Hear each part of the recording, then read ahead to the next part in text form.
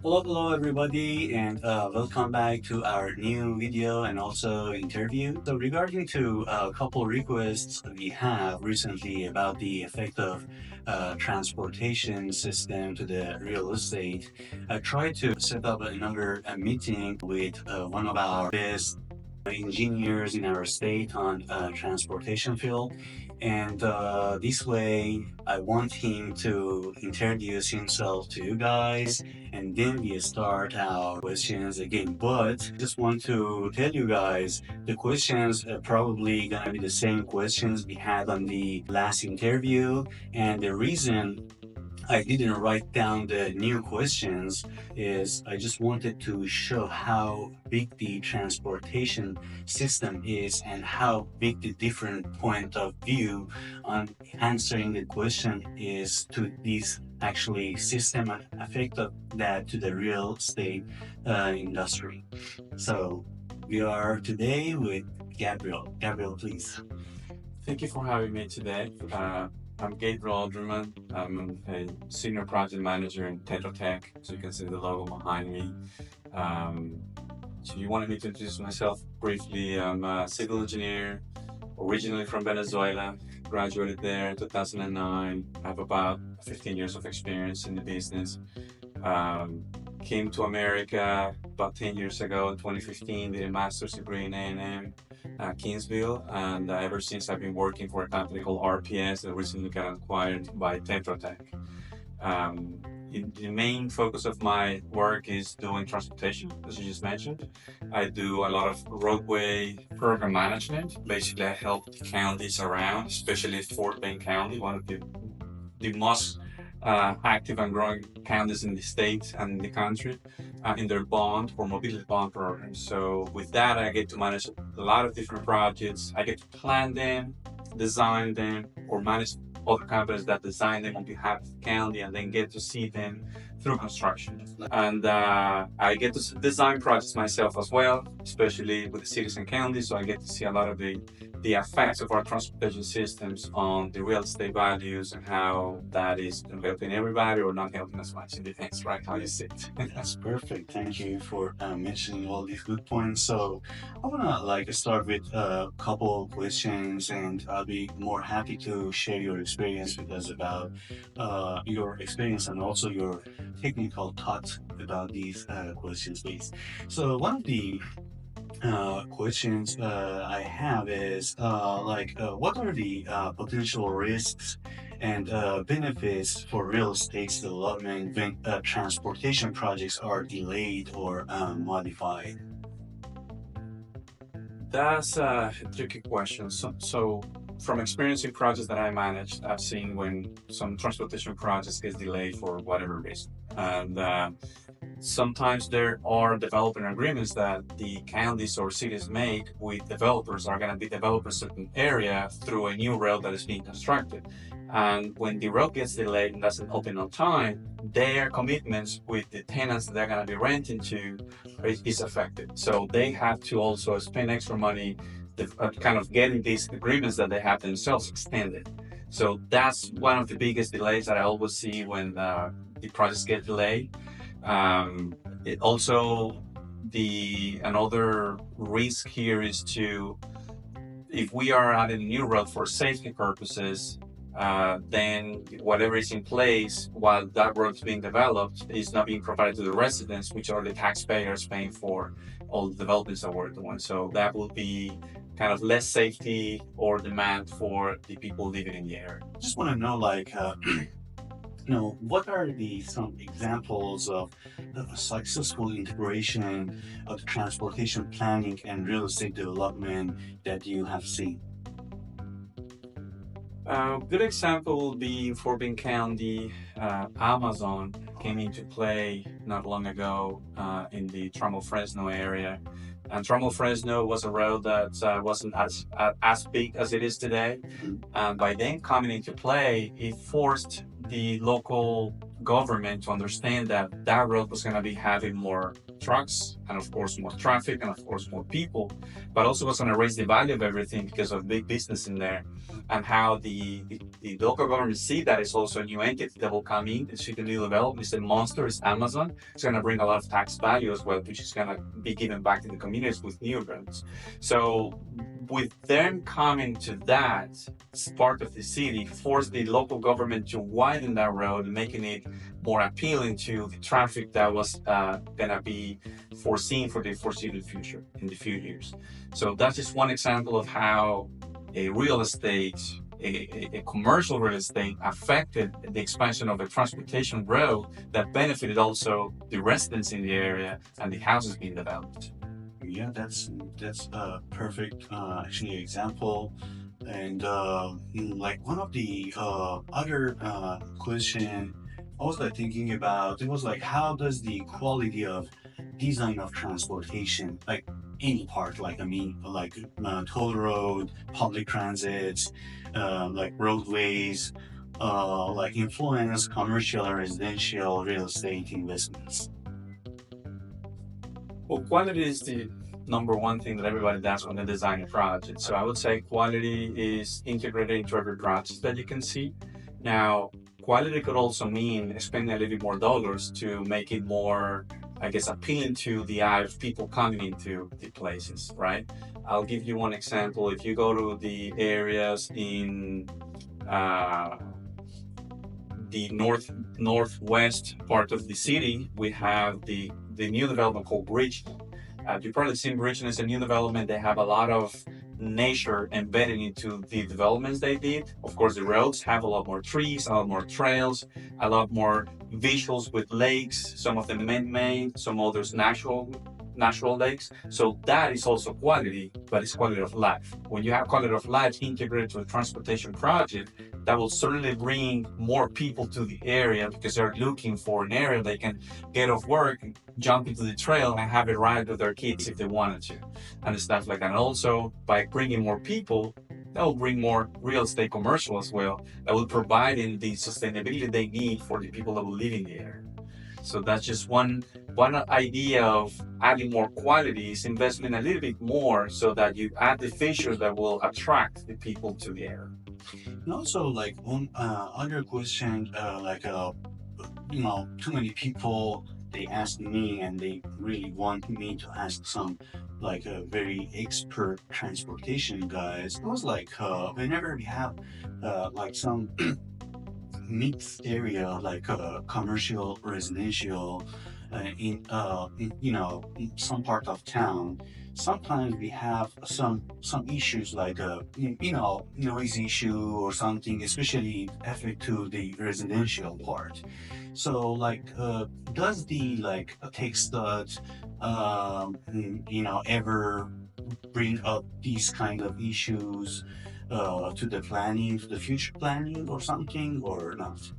Yeah, certainly that's a factor that's always being considered, not only by the committees, putting together the transportation roads, the planning and all the execution of the projects, but also by the engineers themselves.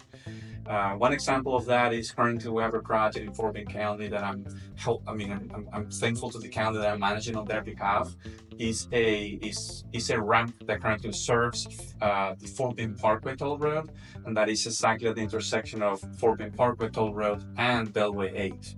So there is a ramp in the area that was causing a lot of people kind of cutting through the neighborhood in the corner so that they didn't have to get in the traffic lights, and spend more time than cutting through the neighborhood and getting into that ramp. So one decision that the county made is, well, let's just move that ramp back so that the guys that were cutting through the neighborhood wouldn't be able to jump on the ramp. So that was a decision made so that the community doesn't get affected.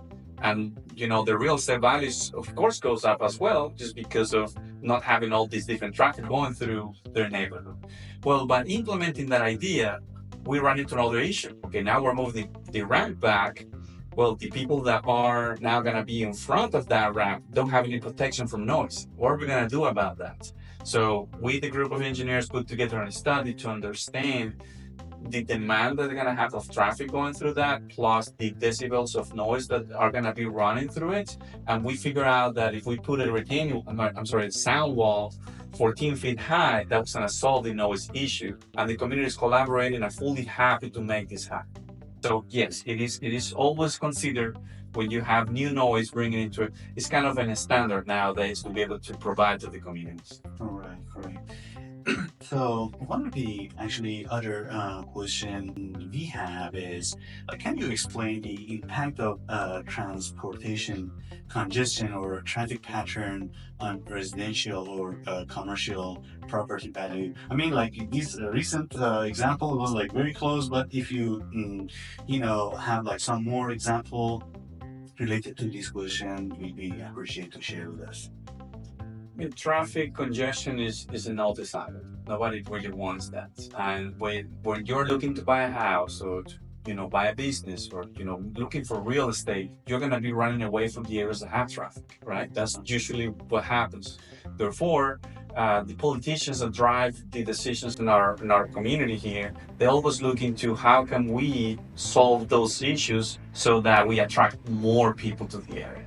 And by doing so, in order to do that, they have two options. It's either widen the road so that we get more traffic through, but also we don't want to be taking property from people, right? So then sometimes that's not a possibility.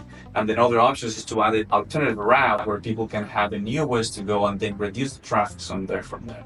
So I guess to respond to your question would be, traffic is a big factor in the real estate business, because where you have a lot of traffic, people are not going to move to. So you want to be solve those issues so that you attract more businesses and more people to the area. And I will give you a few of the factors considering, what the commissioners in the area do to solve those. Yeah, that's perfect. Like one of the actually technical question, I just write it down to ask you, how do transportation engineers assess the potential long-term impact of transportation projects on local communities on actually real estate side? So when you have new developments, not new developments, but new roads, we are all expecting, and this is, for areas like in the rural areas of Fort Bend County, they will be installing new roads. You're predicting that you're gonna have now communities that will be installing next to the road, in each side of the road. And when you have those, the way that most of the engineers, especially giving directions by the cities and the counties, they will have a new road, for example, 2 lanes roadway that will account for a 3rd lane being added in each side, but that wouldn't be constructed today.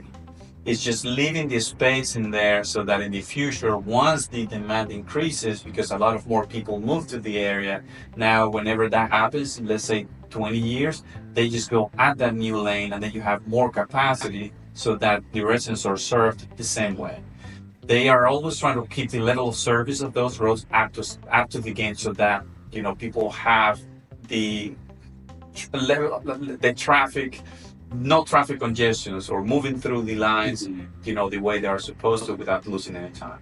This is just one example of what you can do. And also, next question is just kind of, mix up the question with the other one too. And he just, I want to ask, how do change, whenever we have some existing road and when we're trying to change in the transportation accessibility, influence the attractiveness of the location of a real estate development? That's an interesting question. We're in Houston. Greater Houston area doesn't have, public transit everywhere, right? We know it's more in the core inner city that we have that. So myself, when I was looking to buy a house, I came here 10 years ago. I was looking myself, where do I move? I didn't have a car at the beginning. And, when I have family members that come over and they come to my house and they want to go visit without a car, they don't really have an option if they don't live in that inner part of the city. So when I was looking for a house, I did consider, where do I move? Do I move to the inner city and where I have all the access to that, or do I go outside knowing that I need to have a car in order to do it?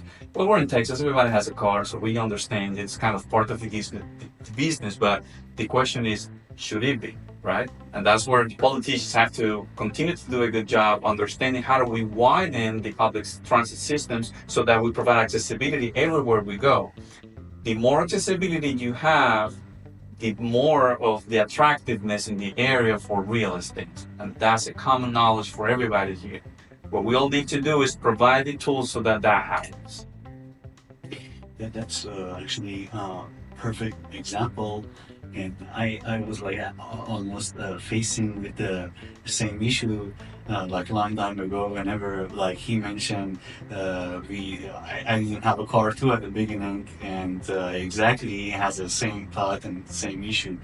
And but the point he mentioned is like very important point. So the other actually question is like, how does the development of transportation infrastructure, such as a new road or transit system, typically affect to property value in a surrounding area?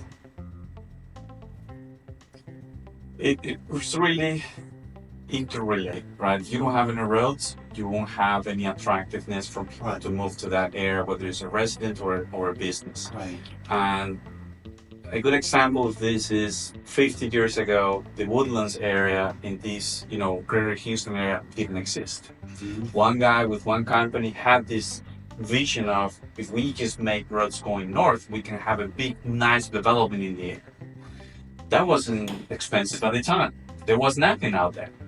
But try to look for a house right now in that area. There's nowhere to grow. It's packed of residents, it's packed of houses and businesses. And the point I'm trying to make too is, where you lead transportation projects to, where you develop new roads to go to, new infrastructure to provide to the people to attract to go to those areas, will always rise the value of those areas. An example of that is Sugarland, Pearland, the one that just mentioned, the Woodlands. If you go to northeast, northwest, we're talking about Bridgeland, Town Lake, even I-10. We're seeing I-10 right here. Years ago, I-10 was just a 2-lane roadway. And, there was a big movement to make that the road that it is today. And once that was developed, that provided a lot more wiggle room for the developers to go to the west and develop even more Katy, Fulshire, Brookshire. Those areas were not there before. So to respond to your question, yes, the more roads, new development, new infrastructure will always attract more people and more businesses. Other question I want to ask is, technical question, and that's going to be about like what usually a specific factor do transportation engineers consider when planning new infrastructure projects that could impact nearby, real estate, any type of real estate, which is like commercial, residential, any of those. Yeah, so, we currently have a project with the county, Fort Bend County, where Commissioner Prestige out of Precinct 2 is trying to solve an issue on an area called Old Fresno. This area is currently having gravel roads and some private roads where people access their houses, and there's something that needs to be done. So Commissioner developed or put together this team where we're kind of leading the engineering on and the planning, and we're putting together a comprehensive plan to understand the area and advise better to Commissioner where to invest the money. And we are looking into different factors. Factor number one, do these people have water and sewer? Well, many of them don't. So that kind of leads into where we can plan those new lines coming up later on. But if you have those, then you might need another wastewater plant or drinking water plant. So all those are also considered as you are planning a new area for infrastructure related to water and sewer. But you also considering where are the roads today? Who are they serving? When I ask who are they serving, that means you need to go to the public data that we have and understand who lives there. And then you understand, do the people that live there working there? If they're working there, they're going to be commuting. So that kind of tells you, you need new roads, new accesses, and go from there. You also look into crash data, understanding, where the hot pockets where you have a lot of accidents, where you need to focus the investment on try to improve the situation on that area. So these are just a few factors that are considered as we understanding planning portion of an area that is underserved. But if you go to a new area, it's totally different ballgame. Now you are the one setting the metrics. You're planning for what if we have this many people living in here in 20 years? And out of that, you have kind of a number per resident and business to develop the water lines, to develop the sewer, to develop the roads, to understand the capacity they're going to have the demand. So it depends on what you're going to underserved area or new area. That's also, I mean, those are the two things that, will kind of drive to the decisions, but the items are kind of the same. One of the major questions a couple different people asked me before, that's about the actually railroads. Why transportation engineers, make this new railroad line in the middle of some residential area, and we all have an issue with planning to leave. So I just want to know what's your experience and what's your thoughts, and what you think the best solution for these kind of cases and projects we have in some residential or even like commercial properties. So, unfortunately, we live in times where the railroads are in place. Uh, to say something about the question, I don't believe we currently are adding new railroads through neighborhoods. No, I never worked in one of those projects. The companies that own the railroads, they have their own developments and they probably go away from the cities. And they use what currently is in place to access the inner cities to make sure they do their business. So there is no adding at this point. It's more about let's grow around. And that's how we are doing business today. When we in transportation plan for roads, we try to stay away from them because we know about the noise, because we know how complicated it is to get a permit through them. Even though the cities, have jurisdiction everywhere, where you have a railroad, they have jurisdiction, they have their easements, they own that land because of agreements they made years ago. So if you want to go through their railroad to widen a road, you won't believe this, but they will say, we don't want to add more lanes to the road. And if you add one lane here, then I need you to take one lane out of another road. So because of those issues and kind of limitations and constraints we have with them, we try to stay away from them.